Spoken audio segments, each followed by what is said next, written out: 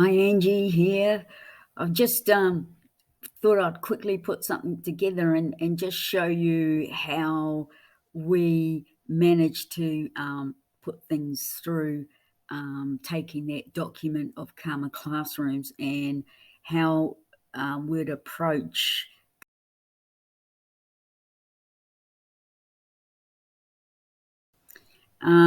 This is just a recap snippet of the model, the academic impacts, and it's a really good way to approach the curriculum anyway. I think it's very informative, but once again, if you've got the luxury of time. The Karma Classroom's all-dimensional by using the identified triggers, asking how do I approach students, provide visual examples, create incidental leverage approach, ILA, and that's what we've done.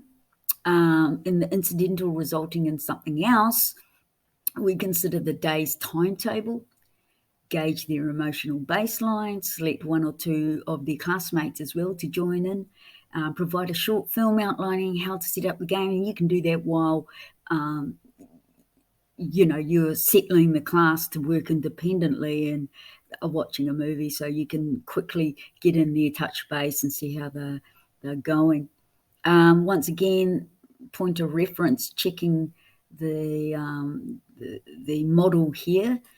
And then using in year 5, we used, thanks to Bex Brown, creating the comparative writing using the movie and the book of Charlie and the Chocolate Factory, the olden day movie that is, and just using the genre of writing. However, for this, it's a build-up that the student can.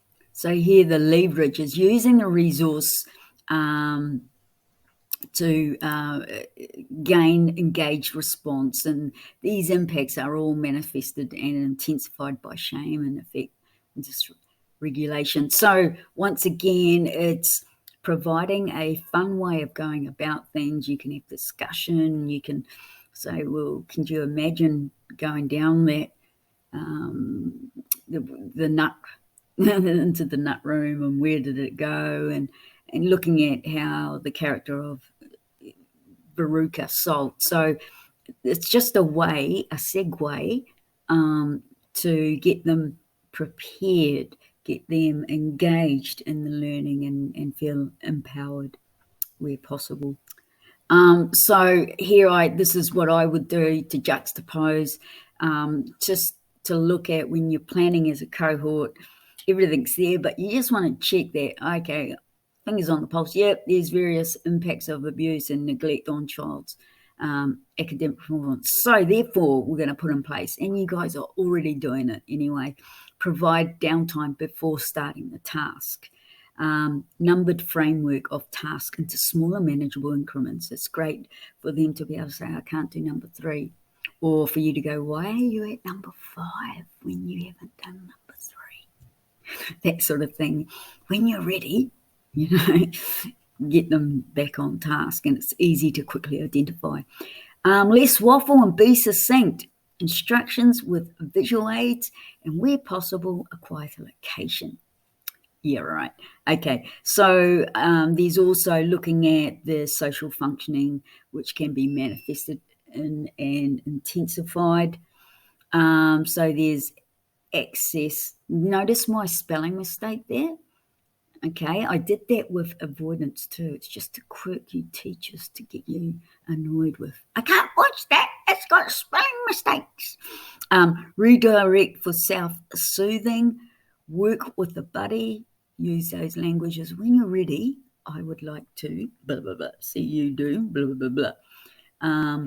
Also, the approach in context to spatial awareness, input, filtering of essential information from non-essential, and the pause before introducing new concepts. So as you are well aware, it's just that wait time, allowing them to make processes of the input in order to express the output. So use of imagery to initiate engaged participation, reference from prior learning. Remember when use multimodal linking content to reinforce new content, excuse my accent, such as meta language and jargon and unfamiliar writing words. For visual animated short films that may be relevant, I know that we provide that service. Songs, retaining knowledge and understanding, and communication. And those are the accessible materials and matching the elements. Illustrated booklet, whole reading, using the actual visual cues and reference to film or booklet as Trinity learning safety net. Use small interval breaks to avoid fatigue, because you can imagine processing keeps self-regulating.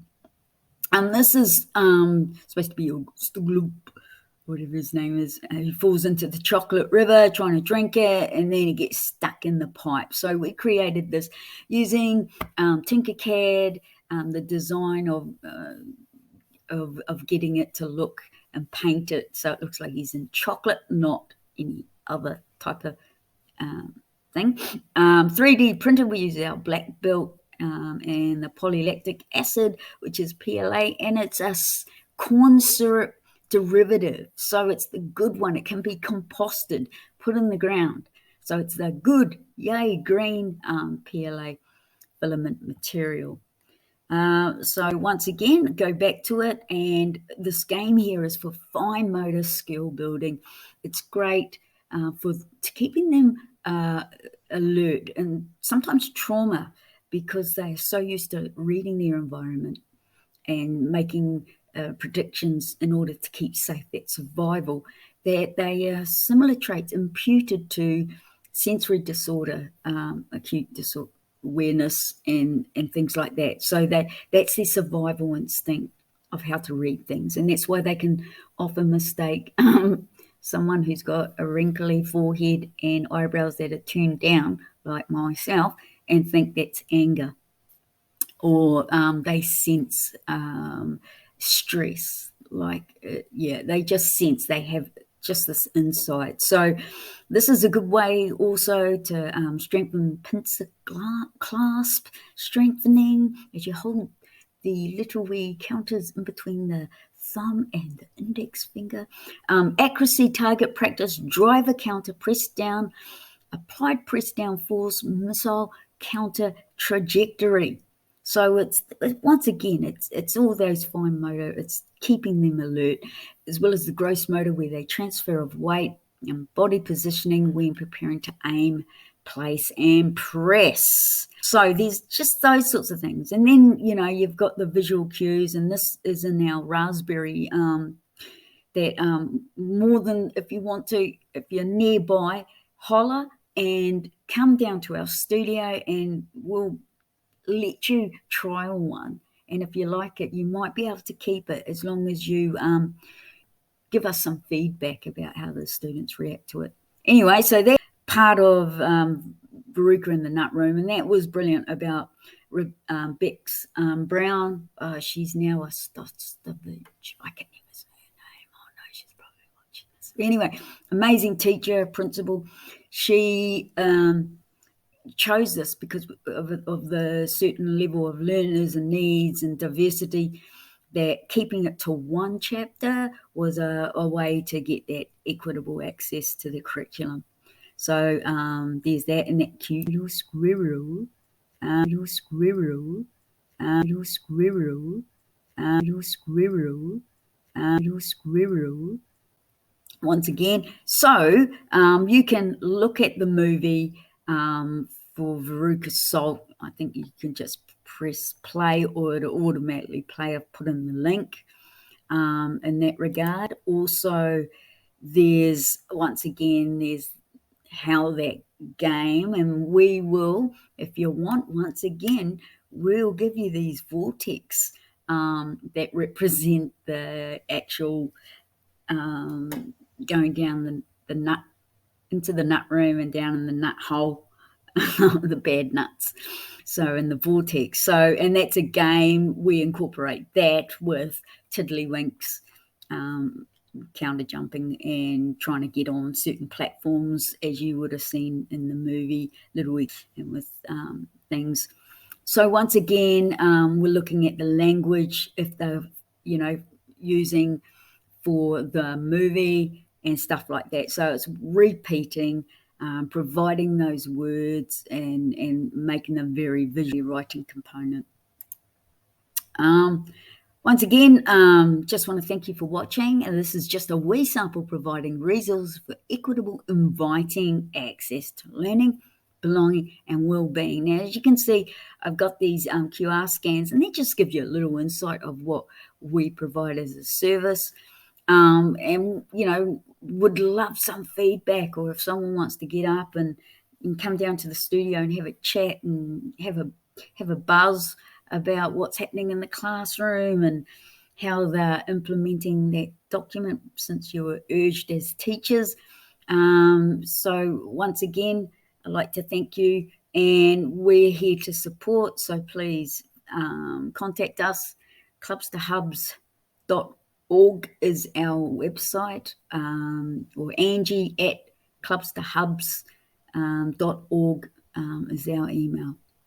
Thank you, and remember, be great so others be greater.